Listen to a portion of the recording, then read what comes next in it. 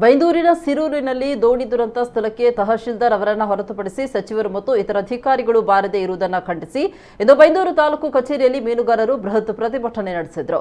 ಶಿರೂರಿನ ಆಳ್ವೆಗದ್ದಿಯಲ್ಲಿ ಲಂಗರು ಹಾಕಿರುವ 50ಕ್ಕೆ ಹೆಚ್ಚು ದೋಣಿಗಳು ಸಮುದ್ರ ಪಾಲಾಗಿ ಹಲವು ದೋಣಿಗಳು ಹಾನಿಗಳಾಗಿವೆ. ಆದರೆ ಇತ್ತೀಚೆಗೆ ಮುಖ್ಯಮಂತ್ರಿ ಬಸವರಾಜ ಬೊಮ್ಮಾಯಿ ಪಕ್ಕದ ಜಿಲ್ಲೆಗೆ ಬಂದಿದ್ದು ಸಚಿವರಾಗಲಿ ಅಧಿಕಾರಿಗಳಾಗಲಿ ಪಕ್ಕದ ಊರಾದ ಶಿರೂರಿಗೆ ಬಾರದೇ ಇರುವುದು ಹಾಗೂ ಇತ್ತ ಕಡೆ ಗಮನ ಹರಿಸದೇ ಇರೋದ್ರಿಂದ ಸರ್ಕಾರ ಇನ್ನು ಮೀನುಗಾರರನ್ನ ಕಡೆಗಣಿಸ್ತಾ ಇದೆ ಅಂತ ಆಕ್ರೋಶಗೊಂಡ ಮೀನುಗಾರರು ನಮ್ಮ ನೋವು ಆಲಿಸಿ ಅಂತ ತಿರುಗಿ ಬಿದ್ದಿದ್ದಾರೆ. ನಮ್ಮ ತಾಳ್ಮೆಗೆ ಒಂದು ಮಿತಿ ಇದೆ, ಇನ್ನು 10 ದಿನದ ಒಳಗೆ ಇನ್ನೊಂದು ಪ್ರತಿಭಟನೆಗೆ ಅವಕಾಶ ನೀಡಬೇಡಿ ಎಂಬ ಖಡಕ್ ಎಚ್ಚರಿಕೆ ನೀಡಿದ್ದಾರೆ.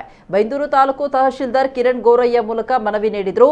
ಪ್ರತಿಭಟನೆಯಲ್ಲಿ ರಾಡಿಬಲೆ ಅಧ್ಯಕ್ಷ ವೆಂಕಟರಮಣ ಖಾರ್ವಿ, ಬೈಂದೂರು ವಲಯ ನಾಡದೋಣಿ ಮಾಜಿ ಅಧ್ಯಕ್ಷ ಮದನ್ ಕುಮಾರ್, ಜಗದೀಶ್ ಕುಮಾರ್, ಜನಸೇವಕ ಸುಬ್ರಹ್ಮಣ್ಯ, ಪೊಲೀಸ್ ಅಧಿಕಾರಿಗಳು, ಮೀನುಗಾರರ ಮುಖಂಡರು ಉಪಸ್ಥಿತರಿದ್ದರು. ಬೇರೆ ಬಂದಿನ ಪ್ರಯತ್ನ ಇಲ್ಲ. ನೀವು ಅದನ್ನು ಹೇಳುದೇ ಬೇಡ. ACDC ಬರಲಿಲ್ಲ ಅಲ್ಲ, ಅಂತ ನಾನು ಸ್ಪಷ್ಟವಾಗಿ ಹೇಳ್ತೇನೆ. ನಾವು ಅಲ್ಲೇ ಇತ್ತು, ACDC ಬರಲ್ಲ, ಬಂದದ್ದು ನೀವು ಒಬ್ಬರೇ. ಆಮೇಲೆ ಮೀನುಗಾರಿಕೆ ಇಲಾಖೆಯವರು ಬಂದರು, ನಮ್ಗೆ ಏನು ಸ್ಪಂದಿಸಿದ್ದಾರೆ ಹೇಳಿ. DC ಗ್ರಾಮ ಪಂಚಾಯತಿ ಬರ್ಲಿಕ್ಕೆ ಆಗ್ತದೆ, ಶಿರೂರು ಗ್ರಾಮ ಪಂಚಾಯತಿ ಬರ್ಲಿಕ್ಕೆ ಆಗ್ತದೆ. ಅಲ್ಲಿ ಮೀನುಗಾರರು ಅಷ್ಟು ಕಷ್ಟದಲ್ಲಿದ್ದಾರೆ, ಬರ್ಬೇಕಿತ್ತಲ್ಲ. DC ಮೀನುಗಾರರ ಸಮುದಾಯ ಅಂದ್ರೆ ಏನಂತ ತಿಳ್ಕೊಂಡಿದ್ರು ಅವರು? ಅಲ್ಲಿ ನೀವು ಏನು ಮಾಡಿದ್ರೆ ಅಲ್ಲಿ ಒಂದು ನಿಮಿಷ ಏನು ಮಾಡಿದ್ರೆ ಹೇಳಿ. ಅಷ್ಟು 1,000 ಜನ ಕಷ್ಟಪಡ್ತಿದ್ರು. ಒಂದು ಊಟದ ವ್ಯವಸ್ಥೆ, ಒಂದು ನೀರಿನ ವ್ಯವಸ್ಥೆ ಏನಾದರೂ ಸರ್ಕಾರದಿಂದ ಮಾಡಿದ್ರೆ ಅಥವಾ ಒಂದು JCB ವ್ಯವಸ್ಥೆ ಮಾಡಿದ್ರೆ? ಏನನ್ನು ಮಾಡಲಿಲ್ಲ. ಟ್ರೈನ್ ವ್ಯವಸ್ಥೆ ನಾವೇ ಮಾಡಿದ್ದೇವೆ. ಎಲ್ಲ ನೀವು ಏನು ಮಾಡಲಿಲ್ಲ. ಹೇಳ್ದೆ ಕೇಳಿ, ಟ್ರೈನ್ ವ್ಯವಸ್ಥೆ ಕಳಿಸ್ಕೊಟ್ಟವ್ರೆ ನಾವು. ಈಗ ಅದ್ರದ್ದು ಏನು ಟ್ರೈನ್ ಅಂದು ಮತ್ತು ನಿಮ್ದು ಏನು JCB ಇದು ಉಂಟ ಅದ್ರ ಬಿಲ್ ಕೊಡಿ. ಒಂದು 54 ದೋಣಿ ಪಾರ್ಷಿಯಲ್ ಡ್ಯಾಮೇಜ್ ಆಗಿದೆ, ಒಂದು ಫುಲ್ಲಿ ಡ್ಯಾಮೇಜ್ ಆಗಿದೆ.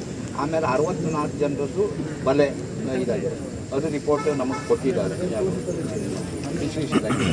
ಅದಕ್ಕೆ ಏನು ನಮ್ಮದು ಇದ್ರ ಪ್ರಕಾರ ನಾನ್ ಪ್ರಕಾರ ಕೊಡಬೇಕು, ಅದನ್ನು ನಾವು ಪೇಮೆಂಟ್ ಮಾಡಬೇಕು. ಅದನ್ನು ನಮ್ಮದು ಪಾಸ್ಬುಕ್ ಎಲ್ಲ ತಗೊಂಡು ಹೇಳ್ದೆ ಕೇಳಿ. ಅಲ್ಲ, ನಮಗೆ ಬೇಜಾರಷ್ಟೇ. DC ಅಲ್ಲಿ ಶಿರೂರು ಗ್ರಾಮಕ್ಕೆ ಬಂದಿದ್ದಾರೆ, ಗ್ರಾಮ ಪಂಚಾಯತಿ ಬಂದಿದ್ದಾರೆ.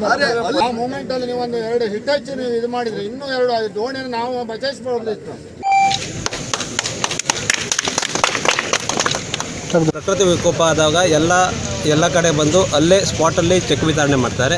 ಅದೇ ರೀತಿ ಮೀನುಗಾರರಿಗೂ ಕೂಡ ಅದೇ ಸ್ಥಳದಲ್ಲೇ ಬಂದು ಚೆಕ್ ವಿತರಣೆ ಆಗುವಂಥ ಕಾರ್ಯಕ್ರಮ ಮುಂದಿನ ದಿನದಲ್ಲಿ ಆಗಬೇಕಾಗಿ ಈ ಮೂಲಕ ಸರ್ಕಾರಕ್ಕೆ ವಿನಂತಿ ಮಾಡ್ತಾರೆ.